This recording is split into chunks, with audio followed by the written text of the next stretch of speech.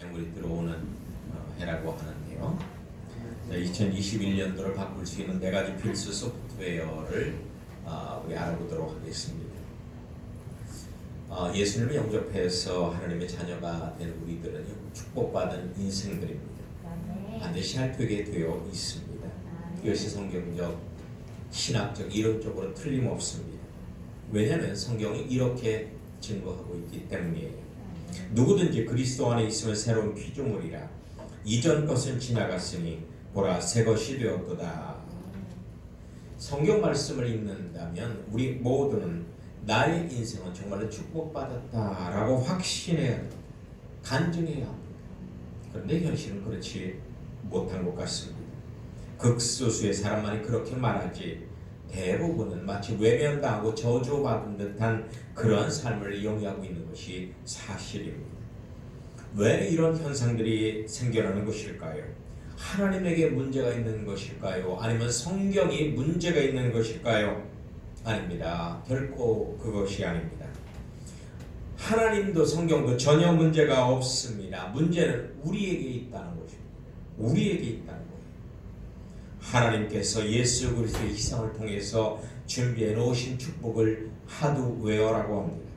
건강의 축복, 물질의 축복, 가정 화목의 축복, 자녀 총명의 축복, 형통의 축복, 장수의 축복, 다스리는 축복 등 말입니다.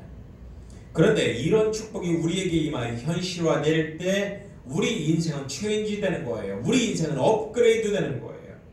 그런데 이런 축복들이 나의 것으로 되기 위해서 반드시 필요한 소프트웨어가 있습니다. 소프트웨어가 필요한 거예요. 아무리 좋은 컴퓨터를 산다 할지라도 거기에 소프트웨어를 깔아야 사용할 수 있듯이 예수 안에서 완전히 새로워진 우리들에게도 축복의 소프트웨어를 깔아야 되는 것입니다. 축복의 소프트웨어를 깔아야 잘 되는 것입니다. 2021년 신축년을 사시는 여러분에게 이런 축복의 소프트웨어가 깔리시어 형통하시기를 예수님의 이름으로 축원합니다. 우리 다 같이 본문을 보시겠습니다. 3차 전도 여행을 마치고 예루살렘 성에 들린 바울은 유대인들에게 누명을 쓰고 잡혀 로마로 압송되게 됩니다. 로마 시민권자라 유대인들이 죽일 수가 없었거든요. 그래서 압송되던 배가 미항이라는 곳에 머물 때 선주는 남풍이 순하게 부니 항해를 계속하자고 합니다. 하지만 바울은 반대했습니다. 그러나 백부장은 죄수인 바울의 말보다 선주의 말을 더 신뢰해서 항해를 강행하게 됩니다. 처음에는 평안하게 순항했습니다. 그런데 곧바로 바울의 말대로 갑자기 유라굴라라는 광풍이 불어서 배가 뒤집힐 위기에 처합니다. 사람들은 살기 위하여 배의 모든 물건을 버리게 됩니다. 유라굴라 광풍이 얼마나 심한지 여러 날 동안 별도 보이지 않아 흑암천지가 되었습니다. 로마로 가는 배에 단 276명의 사람들은 며칠 동안 흑암 속에서 배고픔과 두려움과 풍랑과 싸우며 사경을 헤맵니다. 구원의 여망이 전혀 없는 절망적인 상황에서 그들은 오직 죽음만을 기다리고 있었습니다.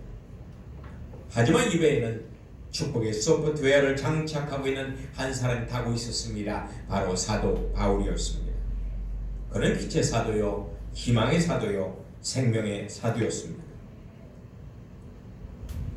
사도 바울이 가지고 있는 것은 긍정적인 생각과 분명한 환상, 꿈과 담대한 선포와 굳건한 믿음이었습니다. 비록 죄수의 신분으로 로마로 압송되어가는 신세였지만 바울이 장착한 축복 소프트웨어 덕분에 276명 전원이 구원되는 놀라운 기적이 일어났습니다. 자, 44절 한번 보시겠습니다. 마침내 사람들이 다 상륙하여 구원을 얻으리라. 아멘. 한번 따라서 보실까요? 마침내 사람들이 다 상륙하여 구원을 얻으리라. 여러분 참으로 놀랍습니다. 우린 여기에서 최악의 위기를 최상의 형통으로 바꾸었던 바울의 소프트웨어를 알아보아야만 할 것입니다. 첫 번째는 바울은 최악의 상황에서도 긍정적인 소프트웨어를 작동 했다는 것입니다. 긍정적인 소프트웨어. 바울은 몇 날 며칠 동안 밤낮으로 해와 별을 보지 못하고 거친 풍랑 속에서 사경을 헤매는 상황 속에서도 생명에는 아무 손상이 없을 것이다 라고 선포합니다. 다들 풍랑 속에서 죽을 거라고 확신하며 절망에 빠져 있을 때 바울만큼은 긍정의 마음을 지켰던 것입니다. 여러분, 환경이 생각을 지배할까요? 아니면 생각이 환경을 지배할까요? 많은 사람들은 환경의 생각을 지배하여 운명을 결정짓는다고 생각합니다. 하지만 사실은 우리의 생각이 환경을 지배해서 궁극적으로 운명을 결정짓는 것입니다. 론다벌이라는 사람이 쓴 세계적인 초베스트셀러인 The Secret이라는 책에서 강조하는 핵심 바로 이겁니다. 우리의 생각이 환경을 지배하여 우리의 운명을 결정짓는다는 말입니다. 이 책에서는 이것이 시크릿이며 수세기 동안 단 1%만 알았던 부와 성공의 비밀이라고 말하고 있습니다. 단 1%만이 이 미묘한 차이를 알았고 그래서 그들은 특별해졌다고 강조를 하고 있습니다. 게다가 이 세상은 이 비밀을 아는 사람과 모르는 사람들, 이런 사람들 두 종류만이 이 세상에 존재한다고 말합니다. 여러분, 우리의 생각은 놀라운 창조력을 가지고 있습니다. 만물은 결국 우리의 생각대로 되는 것입니다. 현재의 모든 것은 과거에 품었던 우리 생각의 열매일 뿐이고 현재의 우리는 미래를 결정한 생각의 씨앗을 지금 뿌리고 있는 것입니다. 우리의 생각은 우리의 몸과 활동을 지배하며 인생을 움직이는 운전대와도 같습니다. 난 실패할 수밖에 없다는 생각을 버리고 난 최고로 멋진 인생을 살 거야 라고 생각을 하십시오. 난 최고로 멋진 인생을 살 거야. 나는 계속 빚더미에서 허덕일 거야 라는 생각을 버리고 나는 100억을 벌어 남을 돕는 사람이 될 거야 라고 생각을 하십시오. 여러분, 생각하는데 돈이 들지 않습니다. 생각하면 놀라운 일이 벌어집니다. 그 사람이 나를 모함하고 괴롭히니 미칠 것 같다는 생각을 버리고 그도 반드시 나를 인정하여 훌륭한 동역자가 될 거야 라고 생각하십시오.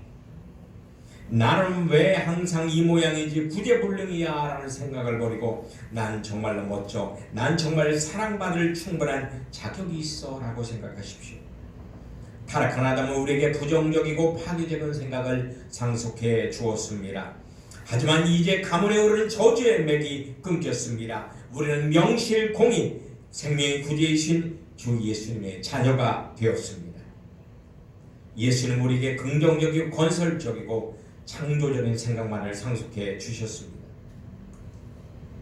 모든 이들이 거대한 거인병사 골리앗 앞에서 패배적이고 절망적인 생각을 하고 있을 때 하나님의 사람인 어린 다윗은 이렇게 선포합니다.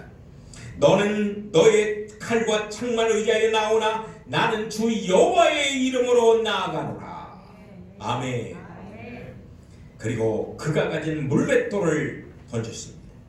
다윗이 긍정의 생각으로 던진 물맷돌은 마치 레이저를 따라 날아가는 로켓포처럼 골리앗의 정수리에 꽂혀버리고 맙니다. 결국 골리앗은 그 자리에서 즉사하고 이스라엘은 승리하게 되었습니다. 여러분, 어디 그뿐입니까?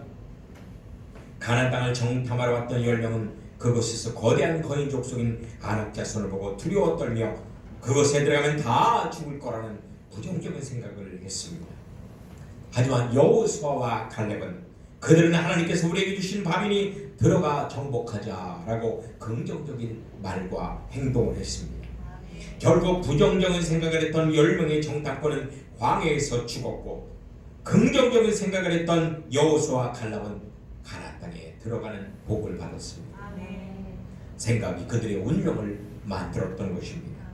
여러분, 10년 초인 지금 긍정의 소프트웨어로 장착하시기를 축원합니다. 아멘. 두 번째로 바울은 생생한 꿈이라는 소프트웨어를 장착했습니다.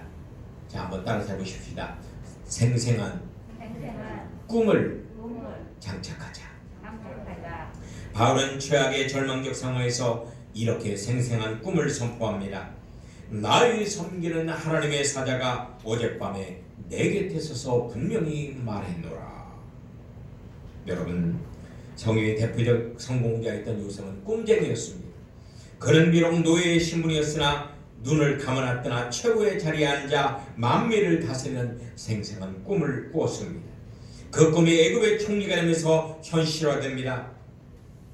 노예 죄수가 되어 감옥에서 죽을 날만 기다리던 그가 생생한 꿈을 통하여 만인이 울어보는 일인지한 만인 지상의 자리에 오른 것입니다.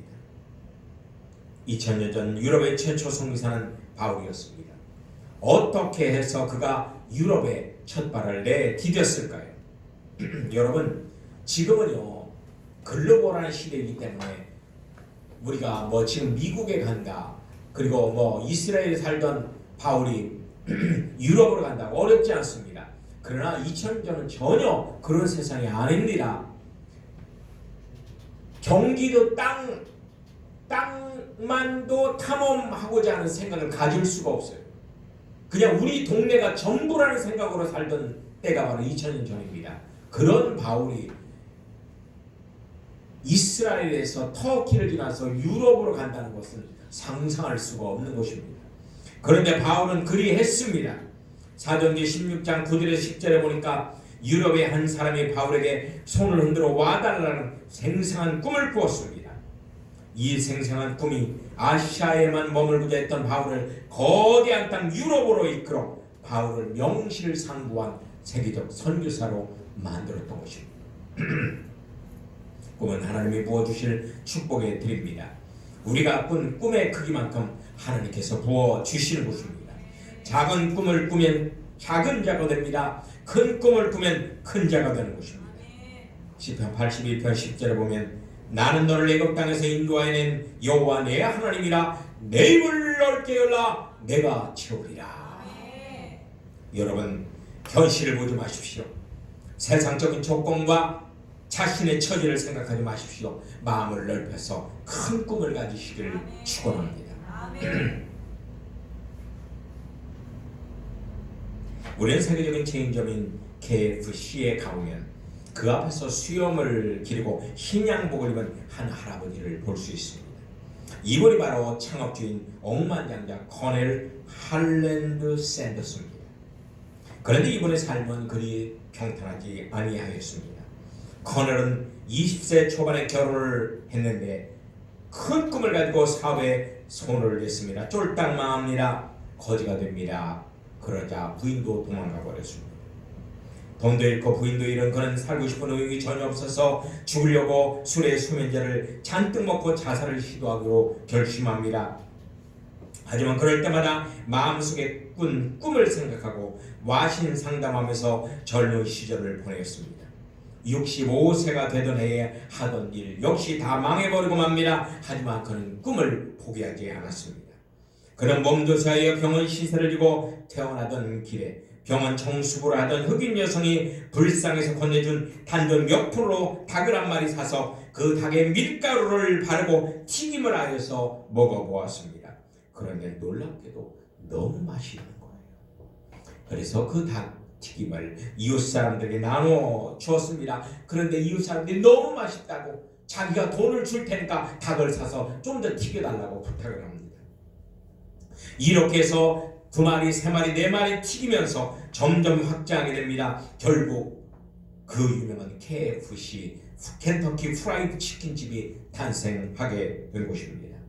주변에 소문이 나기 시작하고 돈이 몰리기 시작하자 금방 부자가 되었습니다. 재벌이 되었습니다. 커넬 샌더스는 아무리 가난해도 나이가 들고 병이 들더라도 항상 생생한 꿈이라는 소프트웨어를 작동시켰기 때문입니다. 그 꿈의 소프트웨어가 결국 그를 세계적인 거부로 만들었던 것입니다. 할렐루야. 여러분, 65세 때 커넬 샌더스는 세계적인 꿈을 이루었습니다. 여러분, 나이가 많다고 여러분 낙심하지 마십시오. 내가 배우지 못했다고 낙심하지 마십시오. 지금 유명하지 않다고 낙심하지 마십시오. 생생한 꿈의 소프트웨어를 장착한다면 여러분은 90세 넘어서도 100세 때도 세계적인 성공자가 될 수 있습니다. 저도 여러 차례 개척 목회 실패를 경험했습니다. 설상가상으로 아이 분유도 못 먹일 만큼 가난한 신혼생활을 했습니다. 그때 전국의 어린이집 주일학교를 돌며 인형극 같은 것을 해주고 돈 몇 푼 받으면서 근근히 살아갔습니다. 저는 고된 삶의 무게에 눌려서 목회에 대한 아무런 비전을 가질 수가 없었습니다. 그냥 살 뿐이었습니다. 이때 알던 한 목사님이 저에게 이런 말씀을 해주셨습니다. 박 목사님, 크게 목회하는 꿈쟁이가 되십시오. 크게 목회하는 꿈쟁이가 되십시오. 이 한마디가 저에게는 천둥번개처럼 들렸고 그때부터 큰 꿈을 꾸게 되었습니다. 세계적인 목회를 하는 꿈을 꾸게 되었습니다. 저는 세계적인 목회자가 될 생생한 꿈을 꾸면서 결국 부천시 여월동의 한 조그만 상가에 교회를 개척하게 된 것입니다. 여러분, 저는 지금의 현실을 보지 않습니다. 먼 미래에 하나님께서 이루어주실 그 꿈을 바라봅니다. 그 꿈이 저를 이끌어왔고 앞으로 이끌어갈 것입니다. 세 번째로 바울은 단호한 선포라는 소프트웨어를 장착했습니다. 한번 따라서 보실까요? 단호한 선포의 소프트웨어를 장착하자. 바울은 최악의 상황에서 선포합니다. 여러분이여 안심하십시오. 안심하십시오. 하나님께서는 돈이 아닌 말로 천지 만물을 창조했습니다. 특별히 인간은 하나님의 형상대로 만들어졌습니다. 놀랍게도 그 형상대로 창조된 인간의 말에도 권세의 능력이 담겨 있다는 것입니다. 특히 성령님이 내주한 그리스도인들에게는 그 말의 권능이 대단합니다. 잠언 18장에 보니까 죽고 사는 것이 혀의 권세에 달렸나니 혀를 쓰기 좋아하는 자는 그 열매를 먹으리라. 로마 10장에 보니까 입으로 시인하여 구원을 받으리라. 입으로 시인하여 구원을 받으리라. 말은 내 인생뿐 아니라 주위 사람의 인생도 바꿔놓습니다. 여러분의 삶이 바뀌려면 돈과 권력이 필요한 것이 아닙니다. 여러분의 말이 필요한 것입니다. 지금 잘 될 거라고 선포하십시오. 오래전 저희 고향 한 시골 동네에 욕을 잘하는 욕쟁이 아줌마가 있었습니다. 이 아줌마는 허구한 날 자녀들에게 이 죽일 놈 육실하련 하면서 저주를 했습니다. 그런데 어느 날 그의 외동아들, 어린 외동아들이 저수지에 빠져서 죽었습니다. 그리고 그의 장녀가 자살해서 죽었습니다. 그리고 그 자녀가 얼굴에 온몸에서 고름이 뚝뚝뚝뚝 떨어지는 악성 피부병에 걸려 고통을 당했습니다. 여러분, 말을 잘해야 합니다. 좋은 말은 산삼과도 같은 것입니다. 그래서 에베소 4장에 보니까 무릇 더러운 말은 너희 입 밖에도 내지 말고 오직 덕을 세우는데 소용되는 대로 선한 말을 하여 듣는 자들에게 은혜를 끼치게 하라라고 증거하고 있는 것입니다. 위로의 말, 긍정의 말, 성공의 말을 생활하시기를 예수님의 이름으로 축원합니다. 2021년도 말만 바꿔도 여러분의 인생은 놀랍게 바뀝니다. 네 번째로 확고한 믿음이라는 소프트웨어를 장착했다는 것입니다. 확고한 믿음. 나는 내게 말씀하신 그대로 되리라고 하나님을 믿노라. 마가복음 9장에 보면 이런 말씀이 나와요. 할 수 있거든이 무슨 말이냐? 믿는 자에게는 능치 못할 일이 없느니라. 할렐루야. 여러분, 하나님께서 축복하실 줄을 믿으시기 바랍니다. 2021년도에도 우리나라가, 우리 가정이, 우리 교회가 잘 될 거라고 믿으십시오. 야베스는 절망적인 조건에서 이렇게 믿음의 기도를 합니다. 내게 복의 복을 도와소서. 옆에 있는 분에게 말씀하세요. 당신에게 복의 복이 임할 겁니다. 그리고 나 자신에게 말하세요. 나에게 복의 복이 임할 것입니다. 여러분, 믿음은 인생에 맞는 키와도 같습니다.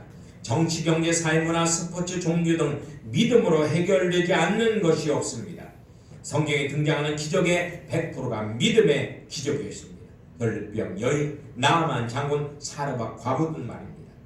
하늘을 믿고 의지하는 자는 결코 실망하지 않습니다. 지금 당장 확고한 믿음의 소프트웨어를 장착하고 실행하시기 바랍니다. 2021년도 신축년 여러분의 삶이 달라질 것입니다. 할렐루야. 할렐루야. 우리 찬양하시겠습니다.